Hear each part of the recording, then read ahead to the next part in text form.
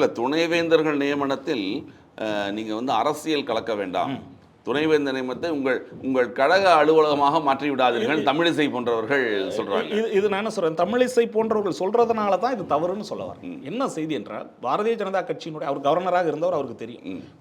அதாவது ஒரு கவர்னருக்கு என்ன அதிகாரம், அதாவது உங்களுக்கு தெளிவாக சொல்லிடுறேன். ஒரு ஊரில் ஒரு பெரிய மனிதராக இருக்கிறாருன்னு வைங்களேன், அந்த பெரிய மனிதரை ஊரில் மதிக்கிறதுனால அவங்க எல்லாம் ஒரு தலைவராக ஏற்றுக்கிட்டதா கிடையாது. அங்கே யார் உங்களுக்கு ஊராட்சி மன்ற தலைவராக இருக்காரோ அவரு தான் அங்கே ஊராட்சி மன்றம்.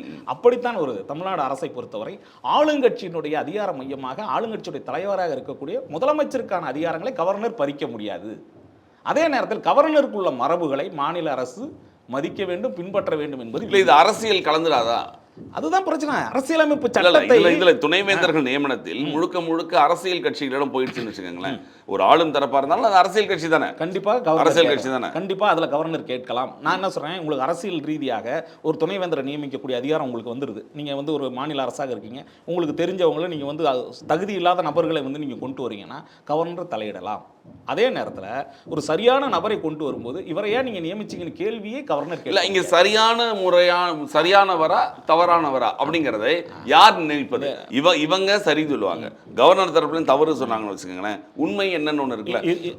இப்ப யார சொன்னாலும் எதிர்க்க போறாரு, யார அவர் எதிர்த்தாலும் இவங்க ஆதரிக்க போறாங்க. இதனால வரைக்கும் உங்களுக்கு நடைமுறைகள் இருக்கு இல்லையா?